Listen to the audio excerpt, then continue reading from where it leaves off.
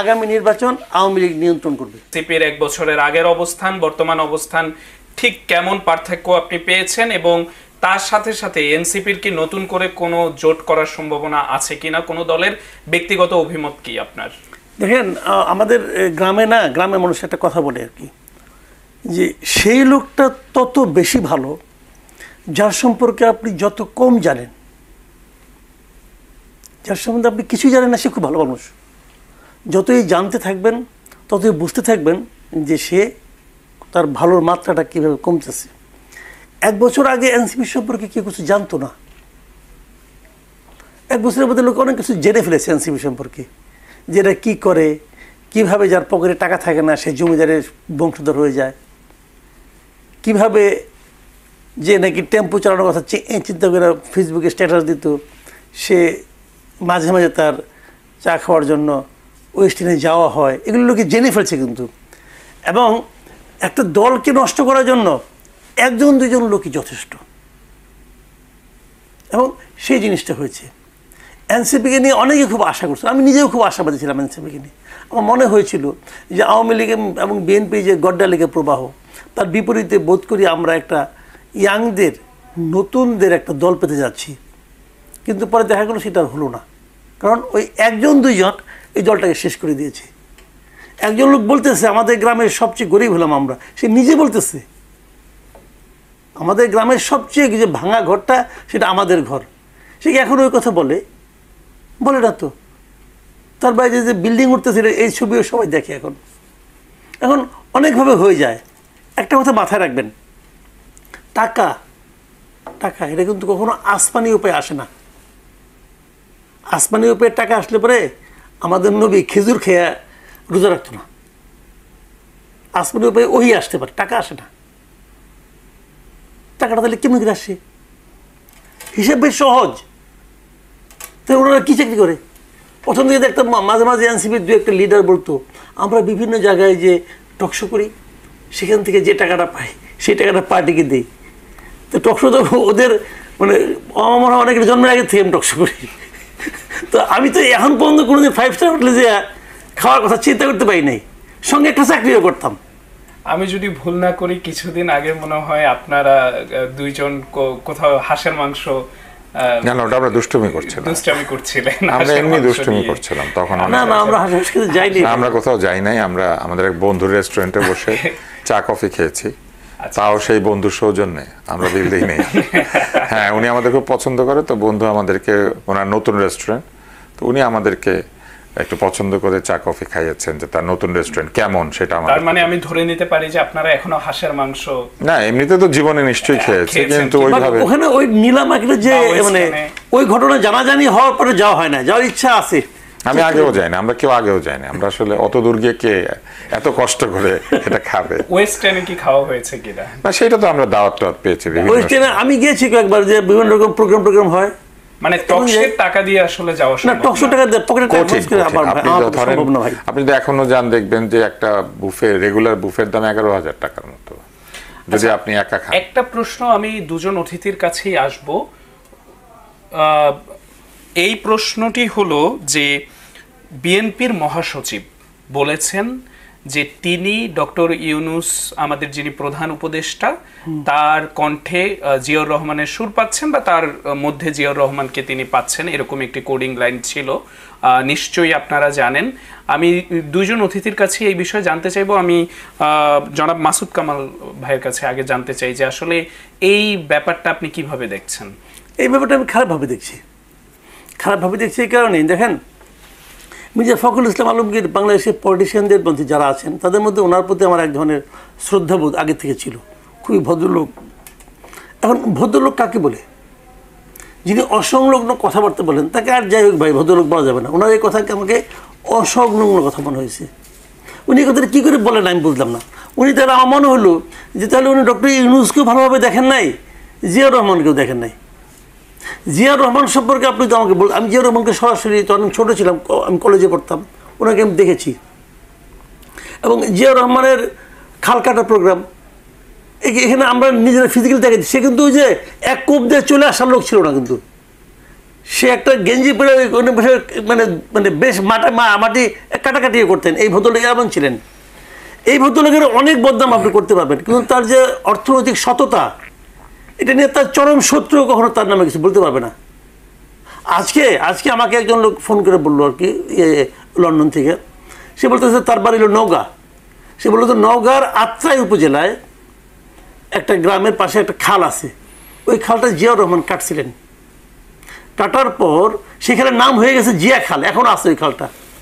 91 ক্ষমতা আসার পর নাকি ওরা সংস্কার করার জন্য বেগম জিয়া ওখানে গিয়েছিলেন। তো উনি বলছিলেন যে ওনার বাবা রেফারেন্স বলছে, আমার বাবা ছিল ওখানে। তো ওই খাল কাটার পর দুপুরে খাওয়া দাওয়ার আয়োজন করছিল ওখানকার ডিসি। সেখানে খাওয়া দাওয়ার সময় ব্যাপক আয়োজন ছিল। আয়োজন দেখে জিয়া রহমান জিজ্ঞাসা করছিলেন, এই যে খাওয়া দাওয়ার আয়োজনটা করছিলেন টাকাটা কোত্থেকে আসছে? তো ডিসি বলছিল এটা সরকারি তহবিল থেকে আসছে। তখন উনি বলছিলেন যে সরকারি তহবিলের টাকা তসরুপ করার অধিকার তো আপনারও নাই, আমারও নাই, এটা কেন করছেন? এবং উনি ওখানে খান নাই, এটা জিয়াউর রহমান। আর ডক্টর ইউনূসকে যে নাকি 104 জন নিয়ে যায় জাতিসংঘে যায়, যাদের মধ্যে তার 2 মেয়ে আছে। সংখ্যা নিয়ে মনে হয় একটা 104 না হয় 102 হবে, 62 হবে, 62 ওনারা বলতেছেন কিভাবে আমি জানি না। আমার কাছে 104 জনের লিস্টই আছে। সম্পূরক একটা প্রশ্ন করতে চাই, আপনি দীর্ঘদিন সাংবাদিকতা করছেন, বিভিন্ন দেশেরই প্রধানমন্ত্রী বা প্রধানরা জাতিসংঘের সফরে যান, সেখানে কি আসলে পরিবারকে নিয়ে যায় তারা, এরকম কোনো নজির আছে কিনা? বা না, যায়, একদম যাবে না তা না, যাবে না, কেন যায় তো। বিদেশ ভ্রমণের সময় পরিবারের লোকজনকে নিয়ে যায়, কিন্তু সেখানে মনে করেন এক দঙ্গল লোক নিয়ে যায় না। হয়তো তার মানে ক্লোজ, হয়তো ওয়াইফকে নিয়ে যায়। ওয়াইফ হলে মানে নারী হলে অনেক সময় হাজব্যান্ডকে নিয়ে আসেন, অথবা হয়তো যদি ওয়াইফ না থাকেন তাহলে তো মেয়েকে নিয়ে যান। এই পর্যায়ে এটা খুবই লিমিটেড, কিন্তু পুরো পরিবার পরিজন নিয়ে হাজির হওয়ার ঘটনা আমি খুব একটা দেখছি বলে মনে হয় না। থাকতেও পারে, আমি বলতে পারবো না। কিন্তু এখন নিয়ে গেলে এগুলো তো সরকারি টাকা তো ভাই, এগুলো তো জনগণের টাকা তো না, এগুলো তো জনগণের টাকা। এই লোকগুলোর মানে আপনার প্রতিদিন তাদের কিন্তু আপনার হাত খরচ দিতে হয়েছে গভর্নমেন্টকে, এত 5 উঠলে রাখতে হয়েছে। তো এগুলো তো ব্যয়বহুল কাজ। সবচেয়ে বড় কথা হলো জানেন, এই টাকা দিয়ে দেশ উন্নত হয়ে যাবে, এই টাকা দিয়ে দেওয়ার কারণে দেশ একদম ফকির হয়ে যাবে, বিষয়টা কিন্তু সেরকম না। বিষয়টা হলো কি, আপনার মানে মতলবটা কি, আপনার আচরণটা কি। আপনি মনে করেন একজন লোক না খেয়ে আছে ভাই, একজন লোক না খেয়ে আছে ধরা যাক, আপনি না খেয়ে থাকলে তার তো পেট ভরবে না, ভরবে না। কিন্তু তার সামনে যখন আপনি পোলাও করবা খাওয়া শুরু করবেন, তখন কি হবে, ওই লোকটার প্রতি আপনার ফিলিংসটা কী ধরনের, আপনি ওটাকে কীভাবে মূল্যায়ন করছেন, সেটা কিন্তু প্রকাশিত হতে থাকে। আপনি কেন যাবেন এত লোক নিয়ে? আপনার ওখানে মনে করেন আপনার প্রায় 32 জন 33 জন গেছে ওটা সিকিউরিটি। ভাই আমেরিকায় যে সিকিউরিটি কী করবে? যখন এই ধরনের ঘটনা ঘটে তখন লোকাল যে সিটি থাকে, সিটি পুলিশ সব কিছুর দায়িত্ব নেয়। তো ওনারা সিকিউরিটি কী করবে, কেন নেবে সে? ভাই এগুলো যুক্তি বলে লাভ নাই। এইটা আপনার এই যে আপনার গেলো আপনার কি এই যে জেনারেল অ্যাসেম্বলি, এগুলো তো ইন্ডিয়ার প্রাইম মিনিস্টার যাই নাই, তো কী হয়েছে? একেবারেই স্পষ্ট উত্তর পেয়েছে জনাব মাসুদ কামাল আপনার কাছে আবারও ফিরবো নতুন প্রশ্ন নিয়ে।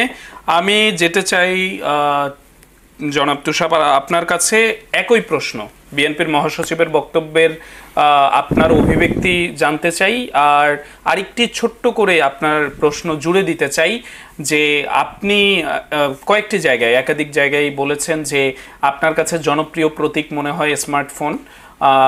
সেই জায়গাটা থেকে এনসিপি কেন বারবার সাপলাতি ঠেকছে, মানে এই জায়গাটা এটা তো আপনি এনসিপিকে জিজ্ঞেস করবেন। একজন কেন বাজারে গেলে কাঁচকলা না কিনে লাউ কিনতে চায়, তো সে বলবে, আমি কেমনে বলবো? এটা তো আমার পক্ষে বলা সম্ভব না। একজন গণমাধ্যম বিশেষজ্ঞ আপনি যদি বাজারে যান, আপনার প্রিয় ফল যদি হয় লাউ, আর আপনি কাঁচা কলা কিনছেন না, তো এটা কি আমি আপনার জিজ্ঞেস, মানে আপনি না বললে আমি কেমনে বুঝবো আপনি কেন লাউ কিনতে পছন্দ করেন? এবার আসি আমি উত্তরটা দেই। প্রথমে যে আপনি স্বতন্ত্র নিয়ে একটা প্রশ্ন করেছিলেন না, আরেকটা অদ্ভুত বিষয় লক্ষ্য করবেন, এই স্বতন্ত্র প্রার্থীদেরকে যে 2000 বা ক্ষেত্র বিশেষে 3000 ওই এলাকার ভোটারদের সংখ্যার উপরে নির্ভর করে। তো এই যে ভোটগুলি যে এই নিয়ে আসতে হয় সাইন সহ, এটি কিন্তু আমাদের ভোটের সিস্টেমের এক ধরনের সঙ্গে সাংঘর্ষিক। কেননা কিছু ভোটার আপনাকে সমর্থন আগেই দিয়ে দিচ্ছেন সাইন করে, কিন্তু ভোট তো গোপন। আপনার প্রার্থীতা যারা সমর্থন করছেন তারা কি আপনাকে ভোট দিবেন না? এক অর্থে তারা আপনার ভোটারই, কিন্তু এই জন্য আপনার প্রার্থীতা সমর্থন করেছেন তারা। তো আগেই আপনি কিছু লোকের ভোট ভোটের খবর নিয়ে নিচ্ছেন যে এই লোকের এই 2000 সমর্থক আছে। আরো মজা আছে, এই 2000 ভোট কালেক্ট করতে তার পয়সা খরচ হয় না।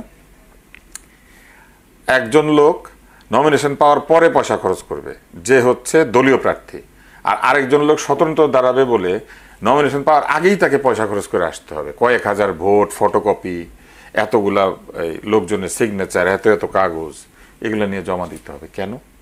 আমি স্বতন্ত্র দাঁড়ানোর কারণে আমি অপরাধী? আমি কোনো দল করি না, আমি যে দল চাঁদাবাজি করে মনে করেন সেই দলে আমি নাই। একটু জানতে চাই, অন্যান্য দেশে আসলে স্বতন্ত্র, অন্যান্য দেশে আমার কোনো মাথা ব্যথা নেই, আমি জানি না, মনে করেন আপনার টকশোর সময় নষ্ট হবে। এবার পরের প্রশ্নে আসি। আপনি আমাকে কি জিজ্ঞাসা করেছিলেন যে মির্জা ফখরুল ইসলাম আলমগীর সাহেব জিয়াউর রহমানের কথা শুনতে পেয়েছেন বা এরকম কিছু একটা হয়তো বলেছেন। আমি ওনার বয়সে ওনার অভিজ্ঞতার কথা বিবেচনা করে ওনাকে আমি অনেক ছোটবেলা থেকে চিনি, কারণ আমি ওনার পারিবারিকভাবে বিতর্ক আন্দোলনের সাথে যেহেতু যুক্ত ছিলাম, ওনার পরিবারে আমার যাতায়াত ছিল একটা সময়, কিছু কিছু সময় আর কি। তো এই জন্য আমি তাকে ছোটবেলা থেকে চিনি। উনি যখন ইন্দিরা রোডে থাকতেন, তো আমি দেখেছি উনি অত্যন্ত সজ্জন ব্যক্তি, কখনোই মুখ ফসকে কথা বলেন না। আমার ধারণা উনি আসলে বলতে চেয়েছিলেন যে এই বক্তৃতার মধ্যে অনেক কথা আছে যেটা জিয়াউর রহমানের বক্তৃতার মধ্যে থাকতো, কিন্তু এইটা বলতে গিয়ে উনি বলে ফেলেছেন যে উনি জিয়াউর রহমানের কথাই শুনতে পাচ্ছেন। এইটা আসলে একটু মিসইন্টারপ্রিটেশন হয়েছে বলে আমার কাছে মনে হয়েছে। হয়তোবা উনি এইটা মিন করে থাকতে পারেন, কেননা কোনো সুস্থ মানুষ এই কথা বলবেন না যে জিয়াউর রহমানের ছায়া বা জিয়াউর রহমানকেই শোনা যাচ্ছে, এরকম আক্ষরিক অর্থে না বলার কারণ, মানে আক্ষরিক অর্থে এটা কেউ বলবেন না। এর কারণ হচ্ছে আপনি জিয়াউর রহমানকে হয়তো দেখেন নাই, আমি দেখেছি, আমি বঙ্গবন্ধু শেখ মুজিবুর রহমানকেও দেখেছি। ফলে এই কিছুদিন আগে ইনোভেশন একটা জরিপ করেছে, সেই জরিপে বাংলাদেশে এখনো এই দুইজন নেতা সবচেয়ে জনপ্রিয় মানুষের কাছে। নিশ্চয়ই তাদের কোনো কারণ আছে, নইলে এই দুজন কেন জনপ্রিয়? আপনি একটা বিষয় মনে রাখতে হবে, মুক্তিযুদ্ধের কথা আপনি দিয়ে শুরু করেছিলেন না এই টক শোটা। মুক্তিযুদ্ধের সময় যারা রেডিও শুনেছে তারা কিন্তু জানে যে একজন ব্যক্তির কণ্ঠস্বর কেমন, তার সাহস কেমন।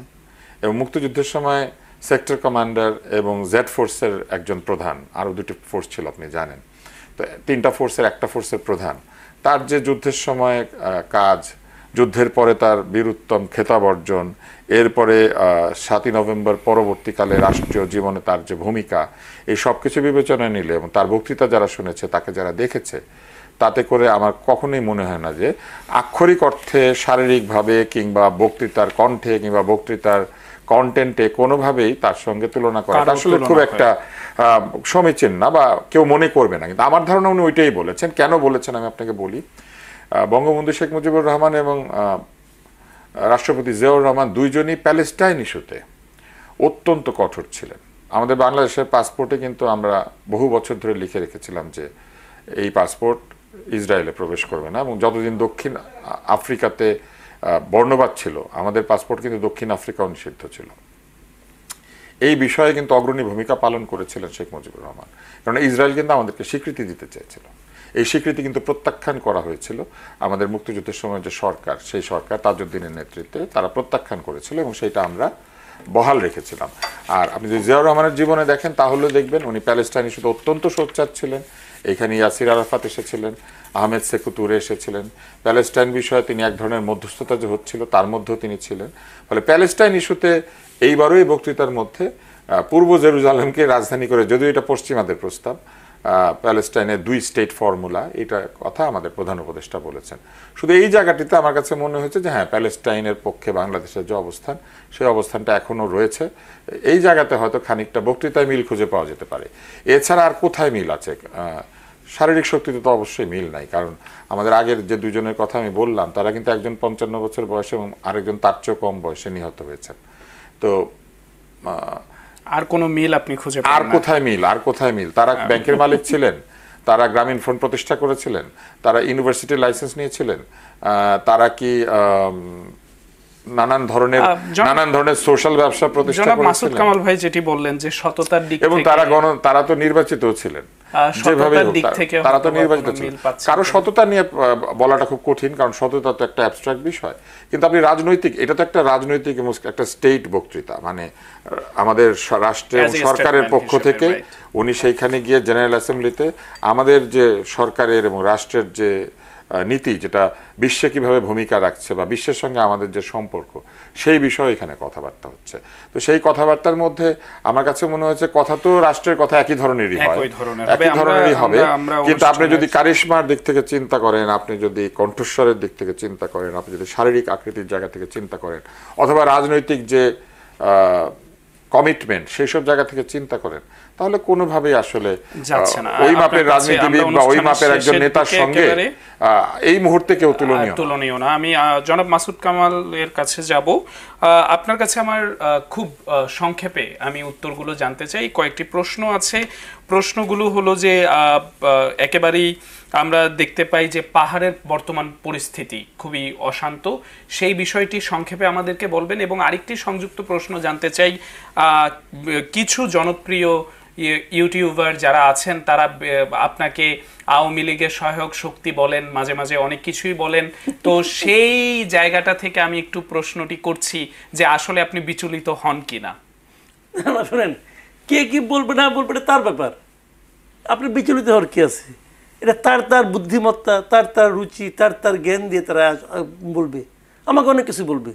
আমি যে রাস্তা দিয়ে আসলাম এখন মনে করেন, আমাকে অনেক কিছু বলতে পারে, তা আমি কী বলবো?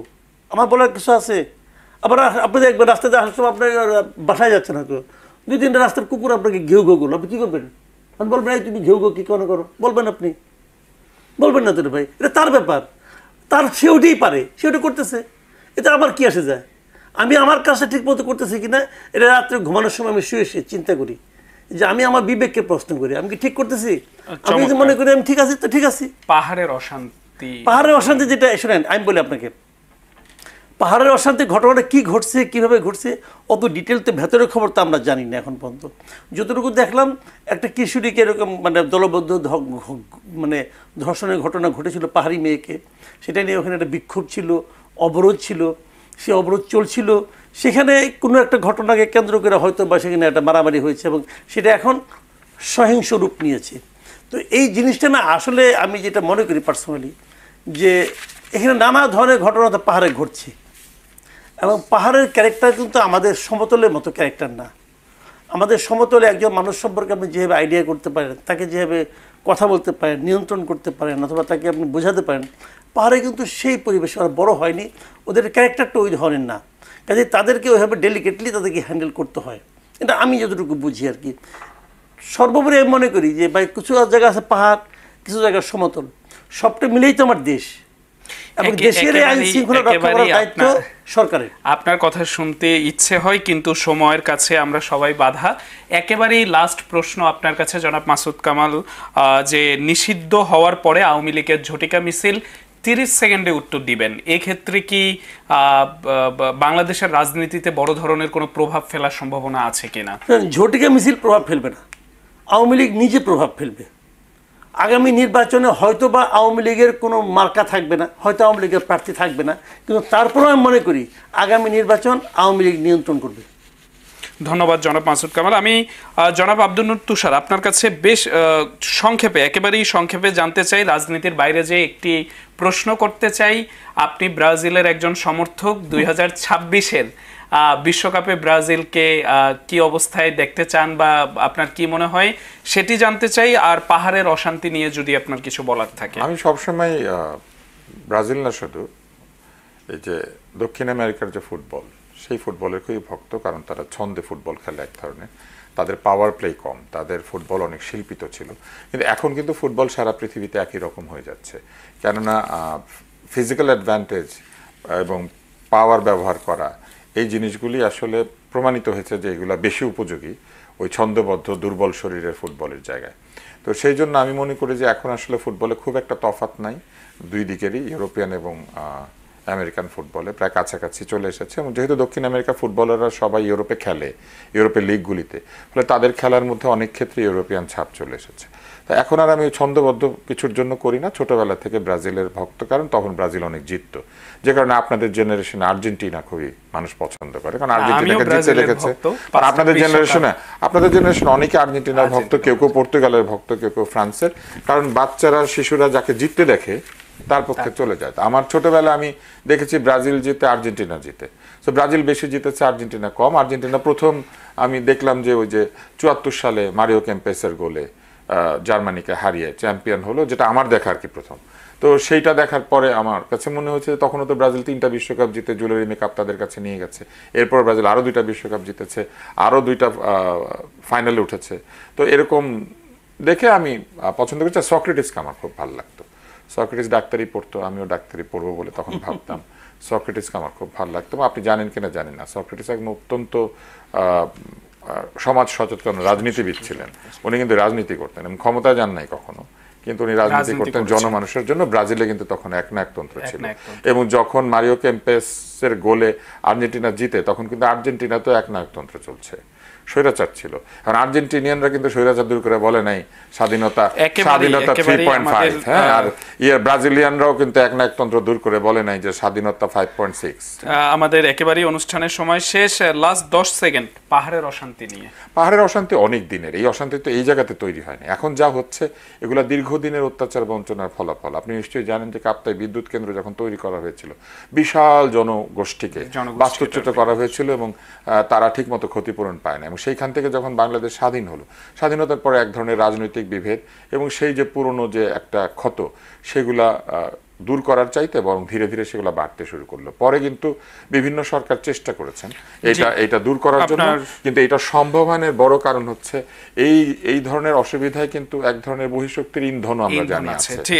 এইসব কারণে আমার মনে হয় যে এটা বন্ধ করার জন্য পাহাড়িদেরকে আমাদের বন্ধু ভাবতে হবে, যারা পাহাড়ে থাকেন তাদের সুবিধা অসুবিধাগুলো বুঝতে হবে, কিন্তু তাদেরকেও বুঝতে হবে যে তারা বাংলাদেশের বাইরে না, এবং বাংলাদেশের প্রয়োজনে তাদেরকেও কিছু কিছু ত্যাগ স্বীকার করতে হবে।